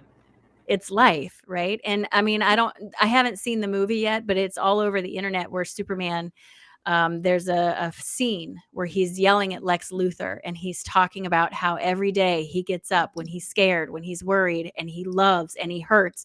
And that's the best part of him. And that's the human part. And Yes. when he says that in the film, man, tears running down my face. I was like, oh my God, because he's right. He's Oh, right. it's The true. best Yeah. parts of him are human, and that's Yeah. us. You Yeah. came here to have a human experience. You didn't come here to save the world. You didn't come here to do anything like that. You came here to rediscover yourself through the contrast that is presented in your life and the choices that you make, because your etheric self lives in a place that has no passage of time. Without Yes. passage of time, there can be no change, y'all. So you send down an incarnation into a place that has passage of time. And because quantum entanglement works, everything you experience, they experience, and they expand the same time you do. Yep. But because quantum entanglement works, they can send you information just like you send them information. It's a two-way street. Just reading. Rita says, I don't know what she's got here. Rita, we did an exercise years ago where we looked at flyers to tech. If you look at each item, they were not around 5 years ago. It was determined aging is not the number, but setting yourself in one era and not accepting new things. I can see that. The mind is a very powerful thing. And Yes, if it you is. tell yourself, I'm getting older, I'm getting older, I'm getting older, then you're going to manifest that you're getting older physically. Absolutely. Oh, okay. Here's another one. I have been feeling very emotional and teary eyed. I can't figure out if I need to open up to someone about our past. I am very drained. So, with something like this, what I tend to tell people is write yourself a letter and be completely honest and open and say everything you want to say in that letter and see what comes out, because if you need to talk to somebody about something, it'll come out in there. but you have to give yourself permission to be sad. Give yourself you're not intended to not feel your emotions. They're purposeful. They have a Exactly. purpose in your life. So feel the sadness. Don't push it away. Sit with it and feel it and put words to it. Articulate it. Get it out of your system. And then sometimes giving you space from that will give you clarity. You can read it back to yourself and go, "Oh, I see where this is coming from." It's hard to see how many trees are in the forest when you're in the middle of the forest. You got to Yep. zoom out a little bit. Yep. Step back a little bit. And you have to feel it to heal it. It's not magical. When another term that drives me crazy is when people say get over it or let it go. Right. Well, When you're eventually let deep it in go. emotional pain and trauma, you can't let it go because you don't even know what letting it go looks like. So you Right. have to sit with it. Well, And and going back to the idea that everything is energy, right? So if you think about it this way, emotion, energy in motion, emotion. yes, yes. Okay. So you are intended to feel the emotion, and it's supposed to tell you or be a guide point on where you are in regards to what you are moving towards, your alignment. So you feel the emotion, you feel joy. Great. I'm in alignment. Feel all the joy and it leaves. You feel the sadness. Okay, I feel sadness. I'm not in alignment. That's supposed to be our cue to stop and look around and go, okay, where is this coming from? You're supposed to use it to feel what's going on. But what we as humanity tend to do is we feel an emotion we don't like and we say, no, no, no, I'm not going to do this. Ah, I'm not going to feel this. And we yeah. grab it and we squash it and we I mean, squeeze it squish it. down. It still exists. It doesn't disappear. And we are energetic beings. It goes in your body, right? So if you think of the picture of an atom that you saw in elementary school, you got a nucleus with electrons running around. Yep. What do you think is in that space between the nucleus and the electrons, friends? That's energy, right?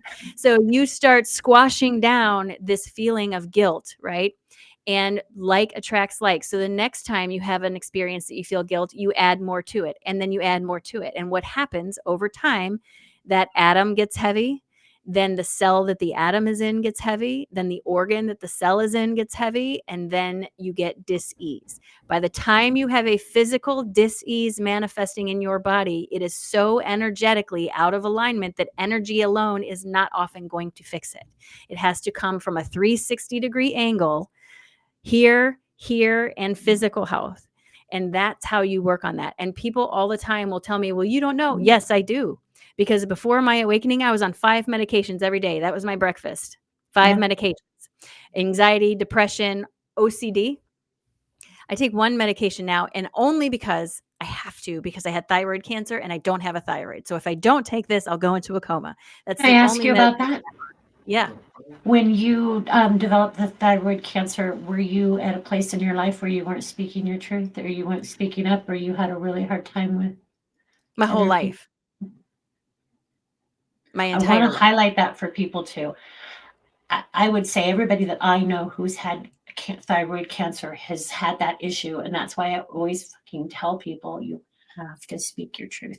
You do. Not just speaking your truth, it's you also have to be able to digest other people's, and that comes through the throat. Yes. So, because Absolutely. it's a two-way. So, oh, so For I would me, suspect you've done some work there. oh, yeah. Well, so for me, a lot of it had to do with a feeling of not being heard, right? I always Yeah. felt like my voice fell on deaf ears, and that happened in multiple aspects of my life. So I also had endometriosis really, really badly. It literally Oh, almost killed Lord. me, okay?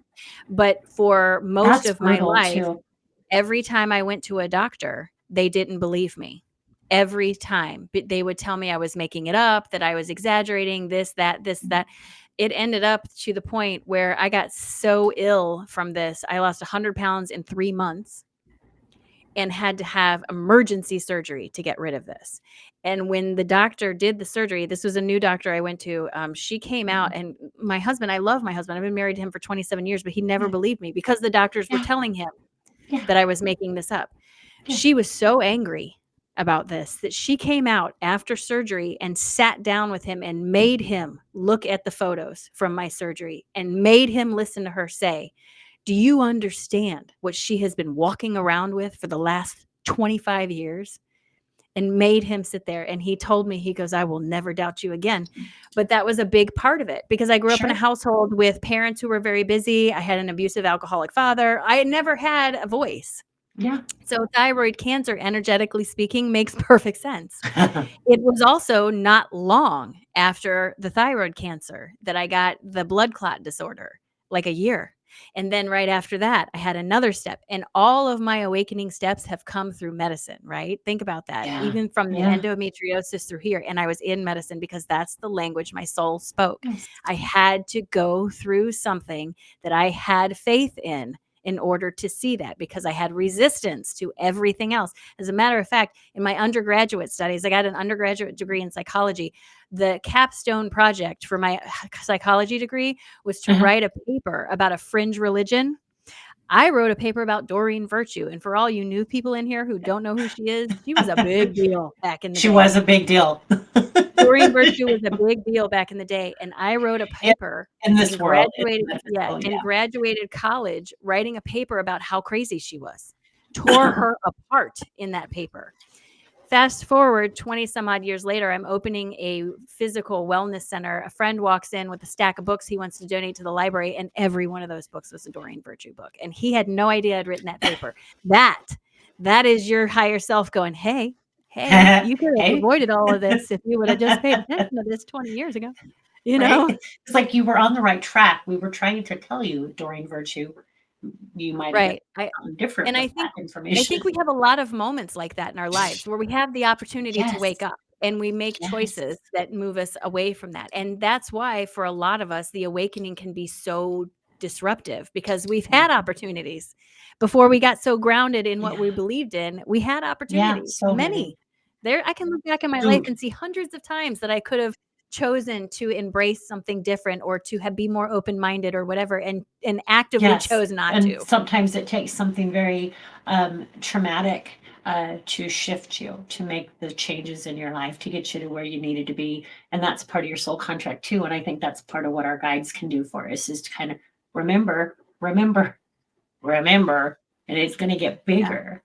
And I don't say that to scare anybody, but Yeah. because there are a lot of things we're here to learn and to understand. Okay, I want to do another question if that's okay. Okay. Yeah. Oh, Rita says, I was told if you are angry, write it down, tear it up, put it in the garbage. It's a way of addressing your anger and moving through it. I hope it helps with some things you can't let go. I found it helps. I think that's some truth Yeah, to that. that can be a very Yep. powerful thing. It also can be really powerful if you know you need to have a conversation with someone that's gonna be difficult, write it Yeah. down and say it out loud to yourself first. You hear Yes. yourself and you'll change things, and you also walk into the conversation prepared, and you won't be caught Yes. off guard. And what I just So, was I'm a hearing big when fan you of were that. talking was you can do that looking in the mirror too. You can look at yourself and say it Yep, and then see how you feel about how it's coming out of your mouth. Okay. right. I haven't, I wanted, hi. Oh, yeah, I Oh, was reading what that are your one. thoughts on grief and trauma coming in waves and spiritual ancestral healing point of view instead of just getting over it? Oh, if you have to continue working on it as it comes, you do. But is there a point where it will feel healed even when it stopped? So is there more on here? Even when it let's see. W Even if it keeps coming in waves, people tend to just say it gets easier, but I'm searching for something deeper, I I love suppose. that. So, Ryan, if you're talking about, grief over the loss of a Mhm. physical person, my personal opinion is no, I don't think you ever get over grief. I think grief changes shape with you. And I think what grief is representative of is the vacuum that that person left in your life. And you can choose how you refill that vacuum because it's always gonna be there, right? But grief is something that I have found in my own experience and working with clients. It's not something that Oh, happens overnight. It goes in stages, and every single one of those stages are 100% valid. And the best thing you can do for yourself is allow yourself to feel angry when you're angry. Go outside and scream at God if you a need to. He pillow. doesn't mind, you Screaming know? a freaking pillow. A pillow, go to a rage room, Do whatever you need to do. And if you feel really, really sad, cry about it. Call your friend and say, I just need 8 minutes of your time, because in 8 minutes, if you can sit with somebody for 8 minutes, they can unburden themselves to the point of feeling better. You don't have to talk. You don't have to offer a solution, but get it out of your system. But the grief is the result of the vacuum that is created from when that person is gone. And it's always going to be there, but it changes shape as you grow, because the more you start to work with them in their spiritual form, however that looks, right? Like the idea of remembering that in their physical life, they had a lot of contrast and a lot of things going on. Like with my dad, I have a better relationship with my father now than I ever had when he was alive, because he was an alcoholic and he was full of all these issues. He does not have that now. So my communication with him is different. And so I still am sad I don't have him here with me physically, but I get comfort from the idea of knowing that I can reach out to him at any time. And that is not something that has come easy, and it's not something that happened overnight. My dad's been gone for almost 5 years. So it's something that just grows with you. But no, I don't think it's something you just get You do over. not. I will double down on that with you. You do not just get over it. That is impossible, because they were a huge part of your life. And when there is a lot of trauma attached to the grief, the person who passed, maybe there was a lot of trauma involved and there was a lot of relationship issues, then not only do you lose a part of, you lose them when they pass the physical, but you also lose an aspect of who you are. So I was his daughter, I was his son, I was her mom, whatever that is. You lose that aspect of who you are. And so you're basically recalibrating everything you ever freaking knew. And you have to start again. You're literally rebuilding Yes. your life, and it feels like from scratch. And as you go through that, you may lose people, you may gain, and I don't mean lose physically as in they'll pass away, but I mean Right. you may grow apart. Well, grief makes people Yes, it does. uncomfortable Stinky because cat, they don't don't know know what what to to do with say. that person. Ooh, yeah. Right. Right. Um, I have a friend who's literally going through something very difficult right now, and he called me today, and he actually texted me. And this is a guy, Yeah, he's a do. man's man. Yeah. He's from New Oh, Jersey. He's from New okay. Jersey. He's a tough guy. And he actually texted me and he said, I need 8 minutes. And that's a very Yes. profound call. So I called him, and that whole conversation, I said almost nothing, but he was able to feel safe in expressing what he needed to say, because I, as a woman, will never understand what it feels like to be a man. But I do understand that men have a tremendous amount of pressure on them to mask Yes. their emotions, because they're Yes. supposed to just get over it and get through it. And he needed somewhere to be soft and to feel what he's feeling. And sometimes that's the best thing you can do for somebody. They don't know, they already know that there's nothing you can Yep. do to make it better. They already know that. You don't Yep. have to say that. They already know. Just sit there. Just You just sit have there. 8 8 minutes. You minutes. That's just all it have to, takes. that's holding space. That's holding space, Mhm. just being there and letting somebody be who they need to be. That is a trauma wound, that men not being able to speak their emotions, because, and women do this too, but typically, and especially our generation, you were told, boys don't cry, boys don't feel that. Stop crying, I'll give you something to cry about, kind of energy. Right. So we've made our men emotionally unavailable. And then the women are like, well, why Right. can't you tell me how you feel? Because they've been told not to.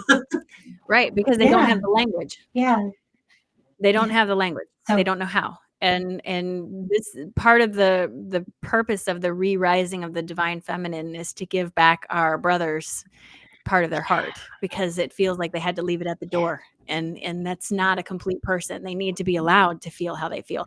And the generations that's that are where coming up now, I was alphas going. and You read my Zoom, mind.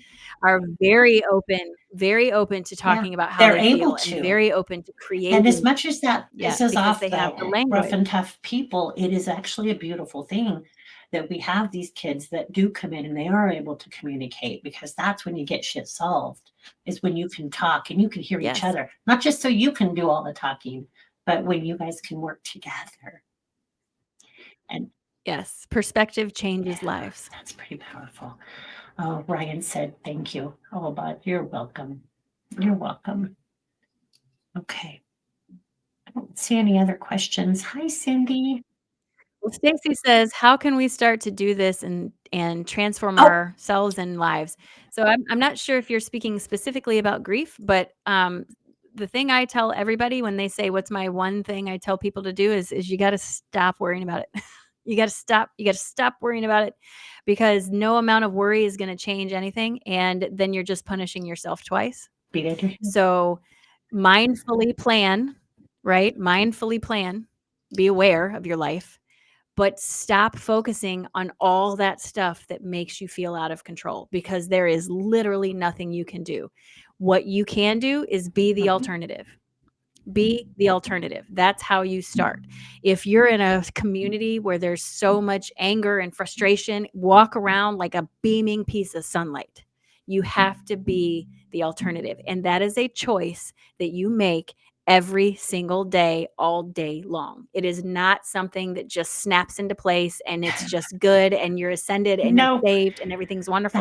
that's life. Awakening is Awakening is a verb, it's not a noun, and you're going to continue to awaken as long as you're alive Yes. on this planet. So stop looking at it as a destination. It's part of the journey. It's learning to stop and smell the flowers. It's learning to see the bees and not be afraid of them. It's learning to hear the birds and the frogs and all that stuff. Yep. Even though, that's the thing, even though I'm Yep. still going to celebrate this.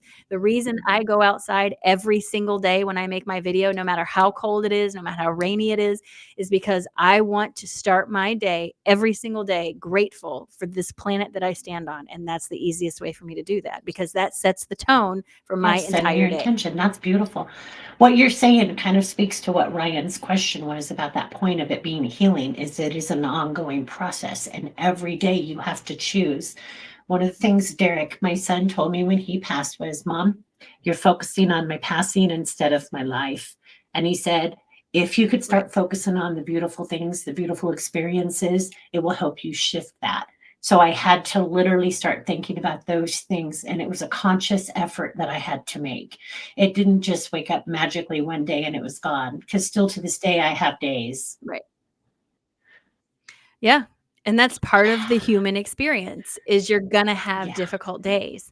But that's part of feeling. That's part of being connected to your life. That's part of embracing your Yeah. And life, that's you why I know? think gratitude and being thankful, even thankful for the people in our lives who are stinkers or assholes. We'll just say it. Yes.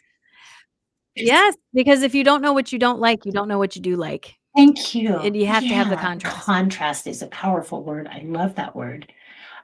Because that's exactly what it is. You know what you don't like because I like this over here, so I'm going to move away from that bullshit. And you just keep that over there.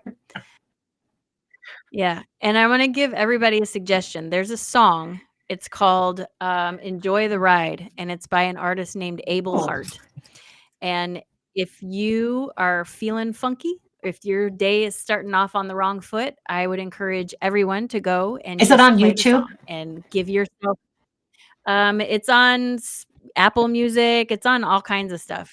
His name is Abel Hart, and it's, called "Enjoy the Ride." Oh, there it is. Hold on. I'll share a link. Hold on just a sec. Yeah. Oh, are you playing it? Yep. I am. This is how it starts out.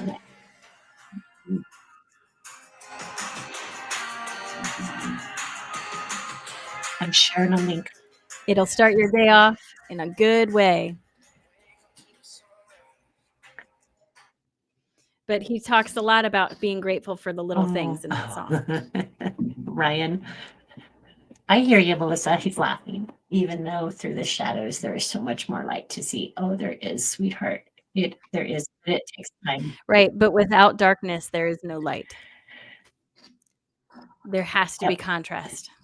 Sometimes that contrast shows up. Oh, I don't want to do that. I was gonna just here, get off of there. It's telling me to block. I don't want to block him. Um, um, I'll do this.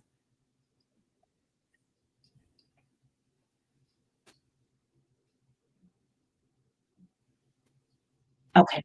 Just Abel Hart as an artist in general, he is incredibly positive in his messages, and has changed his life through his music. So just in general, he's fantastic to follow. I'm definitely gonna, we'll just go follow him right now. Subscribe. Done. And I will listen to him. I will listen to him tonight and then in the morning. Okay. All right, my dear. Yeah. So we're almost at 2 hours. We're getting pushing it. Yeah, I was just about to say it's Oh almost my 9 lord, are o'clock you here. I haven't even had dinner. Are you exhausted? I'm not exhausted, but I am getting to the point where I'm getting Okay. tired, but, this was really fun. I would love to do this Yay! again. I would be open to the idea of doing this Oh, once a month and, just I would bringing love people it. in or whatever you wanna I do. We can talk about that because 'cause I'm an endless sea of information, and the more we I talk, the love more I this. get, And I you would know? be thrilled to do this monthly. I think it would be good. Awesome, well, I that feel works for like me. we've got good feedback. I'll go over it, any feedback that I get, and I'll share that with you and I'll email you.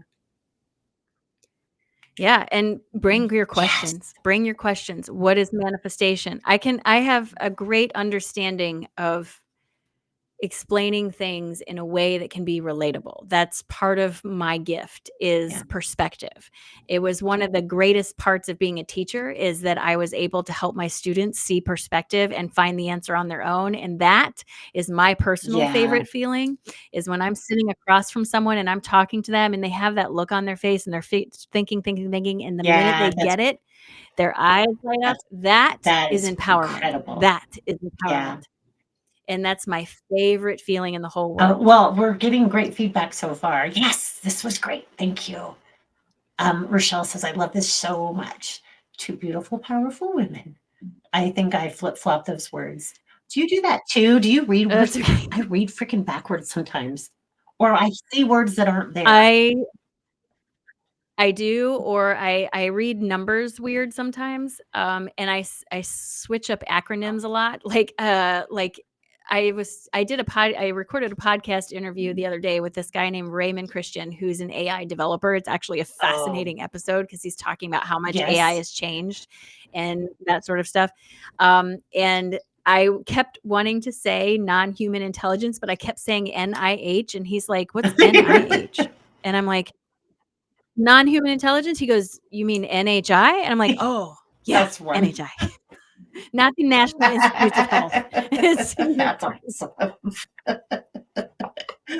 Oh, Lord. Well, we're human, so there's that. yeah, and I also another quirk of mine is I can't remember people's Thank names. you. You can tell me 700 times what your name is, and I am not gonna remember it. I was on a call with a client, I think it was yesterday, and she was like, "Oh, I'm so excited that you know Melissa," and I'm like, "Who?" And she's like, "Melissa, Melissa I Henyan," did. and I'm like, I don't think I know who that is," and she's like, "You're doing a live with her?" I go, "Oh, yes! Sorry, I just couldn't remember the name," like, I'm just I for whatever reason, I just cannot No, it's remember the okay. names, and someone once said to me, a fellow psychic once said to me, she goes, "It's because you don't associate them with their human form. You associate them with their energy. I will recognize your energy, Yeah, but I won't know I'm your like that name." with horses. I usually don't remember the rider, but I'll remember the horse. It's but there's Right. also, like, and I know we gotta go, but, like, when I do readings and somebody will see me out and about, and they'll come up and say and start talking to me, and I will kind of I don't remember, or they'll say, "Remember when you told me this?" And, Yes. that because it's not my information is where I go with that because it came through me, but it's not Yes. 100%. When I am in a session with a client or when I'm reading for someone, I tell people it's like being a yeah, straw. I am not retaining anything I yeah, am telling you. It is literally streaming yeah, live to you as I am yeah. receiving it. And that's why my conversations move in circles sometimes because I'm trying to translate it Yes, as quickly as yes, I can get it. Once I disconnect from that it's gone. conversation, Yeah, I have no idea what yeah, we talked about. yeah. That's funny. I call that It squirrel on crack because it comes so fast and I'm trying to get it out of my mouth before I forget it. And so it sometimes I just Yep. and I feel kind of sorry sometimes for my clients because they're like, what the shit's happening? Right. So so what I started doing with my private clients is to fix that, because it can be a lot of information Yes. all at once. Because once I start getting in my channel, I can't slow that down. And sometimes I go really fast because I'm trying to get Yes. everything. And people were, they're getting lost in the message. So what I started doing is, when I have a private session with someone, I actually Yes. record it, and then I take that recording and I give them a summary so that I can remember, they can remember, and then I keep that summary. So if I have a repeat client, I can go back and say, okay, this is what we Oh, talked about last time. Just sort of that's refresh smart. myself. Otherwise, I will have Yeah, I'm zero like, oh, idea of what we I talked don't about. usually do a summary. I just always go into each one fresh. So I might have to borrow Well, that. yeah, you should. And, there's this app, it's called Fathom, Fathom. It is free. Oh, we It's like a free. free note taker that you can add it. If you do Zoom Yep. sessions with people, you can add it free to your Zoom session, and it'll give you bullet points, a Is transcript, a that what you summary, used the whatever other you want. day? It just spits it right out. Oh, sweet. Okay, Yes. I'll look that up. Because I got a little And thing then too. I was like, oh, yes, and when you send that to them, they can click that link and they can watch the video, or they can see the awesome. whatever, and it's We like free. free. Awesome. I mean, there are paid versions, but I Yeah, don't use it, so. I get that. When you have your own business, it's like nickel and dime. It's like, oh my God, I gotta pay for that. I It know. really is, yeah. We should have a whole session on that. I told somebody, I go, "The business, Oh, that's the dirt under the fingernails when it it comes to really is. spirituality." Because That's a lot the of people don't realize that there's so much that goes on behind the scenes, and it is a lot of work. Yeah, right, and when someone is it's also an energy exchange. There's a lot of work it is very energetically consuming Yes. for me to do readings for Yeah. people and stuff, and so I need to be able to Yeah. compensate myself in some way, and for me, Yeah. that's monetary right Well, now. I'd love to be in a world that monetary reason yeah, wasn't but we're not. necessary, but We're unfortunately for not. us, Yep. currently, it is Yep. not. And that's very true. I get asked that quite a bit. I'll have people send me emails. Why do you charge if you're real? Well, because I'm alive and I'm breathing and I have bills. Well, do you go to your barber and ask them, "Why do you charge me to cut my Yeah, hair?" if you're there's real? just such this. We should make that for another conversation, but the stigma about mediums and Yeah. spiritual workers that they shouldn't charge my. Why? I That know. is I so think so silly to too. me. There's no other service that people give I that we know, don't right? expect I them to know, right? charge for. It's Yeah. I mean, we are basically therapists rolled up in a form of a pastor and a counselor and a friend and all this, and we're using all of those tools. things together Yeah. to give you tools to Yeah. help you help yourself.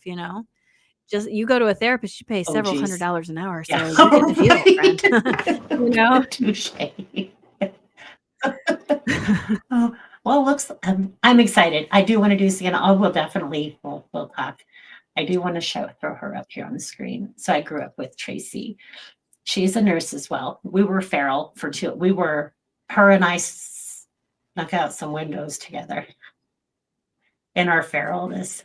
Yeah. Yeah, I did a lot of stuff in my feralness that if I ever found my Oh, kids doing, I I'd be know. like, "What?" But you know what, though? I made a conscious choice when I had children that I always wanted to be the first Yeah. call. I don't want them to ever be afraid to call me. I don't want them to ever be worried. And so I really consciously cultivated an Yeah. environment where I encouraged them to speak up, where I encouraged them to not be afraid Yeah. to call me, and it has been so wonderful because my kids are incredibly independent. My daughter is very on her own, doing her thing, successful, loving her life. My son is just about Oh to go my off to gosh. college, even Yes. with autism. He has autism. And because I have fostered that space of it's not weird to Right. have autism, he doesn't Yeah. feel weird. So he's going off to school without Oh, I any love that. concerns, and it has been such a wonderful place. But you have to give them permission to Yeah. mess up. You have to give them permission to Yeah. make mistakes. And remember, you did too. you Yeah. know? We totally do. And I think we're moving that direction. And I think those of us who, struggle with that are learning that and we'll be able to help our grands with that. So, Right. And what's that phrase? It's a very famous phrase. It says something to the effect of "To err is human, to forgive is divine." dude. And forgiveness is not about the person you're forgiving. It is about letting go of the burden you're Nope. carrying. Yes, and let me tell you, as someone who has a degree in psychology, closure is No, not real. no, thank It's not. you. Because Oh, let me tell you why. I agree. Because if someone hurt you, let's just say someone hurt you. If they tell you, "You're right, it's all my fault. I did it, everything you think," it is not Oh, gonna make you feel you still better. got the It does wound. not change what happened. You still have the wound. And if they say, "You're wrong, I didn't do that," and they shirk responsibility, now you feel worse. There is no good answer to that. The answer to that is deciding to be okay with what happened, no matter what that looks like, not excusing it, not saying it was okay, but saying, "I'm going to be okay." And then you take the next step, whatever that looks like. Yes. Because we can't control what other people do. We can only control how we respond and receive the information. Yes. Okay. On that note, On that note, that was fun. but if anybody wants to find me, I do have a lovely website, consciouslyaaron.com. I am the same on every single platform. Just please be mindful if you're on TikTok. There Yes. are hundreds of scam accounts that steal my information and they will message you and say they're me. It's not. I do not know a single reputable reader who will coldly reach out to someone and say, "I felt your energy from Yeah. across the universe." First of all, that is a violation of my Yeah. privacy. No, Right. thank you. Thank you. I will always ask you for permission before I tap into your energy because it is Yeah. yours. And it's always a generic message. So please just double Yes. check yourself. Okay. You can find me on Patreon. I do a written version of the Schuman report every day on there that's a little more expanded than the video. Every Wednesday I release a new article connecting current scientific discoveries and spirituality. And the articles range from discoveries of things under the ocean to quantum physics. They're all over the place. I have classes and all kinds of stuff. So check That's it awesome. out. Okay. I think I put your website, consciouslyaaron.com. Yeah, Yeah. you did. I So, see it. Okay. How much fun was that? I am looking, It was I'm so looking forward to fun. doing it again. Me too. I'm excited about it and tell people about it. Bring your questions. Ask me. Ask me. You got us here. Yeah. Get us going. Get Bring bring the the juice. juices. Get the Yep. juices flowing. You want to know about manifestation? Let's break it down. You want to know about this? Let's break it down. You want to talk about law of attraction? Let's do it. You want to talk about quantum mechanics? I'm a fan, let's do it. I do love some quantum mechanics, so we might have to discuss that too. I am a huge Albert Einstein. Yeah. I have channeled him and I've had things come out of my mouth that are not mine because I don't feel like I'm that intelligent. So I'm like, holy crap. So definitely would like, Oh, you can't really see it, but this picture, can you see is who that, that is? oh my God, I have one right here too. Oh, It's mine is here, but Einstein. it's behind my oracle cards. But He's one of yeah, my heroes. I have a beautiful painting of him. we have so much in common. I'm so glad I got to Thank be here. you. Thank you. I'm going to say it wrong. Arva, Arva, you said it thank right. you. All right. All right. Well, until we meet again, friends, have a wonderful evening. Take care of yourself. Do what you need to do. Enjoy your Enjoy ice your ice cream. cream. Take care of you. Enjoy your life. Enjoy your life. All Okay. right, everybody. Good Have a night, great everybody. night. I'm going to go ahead and end it.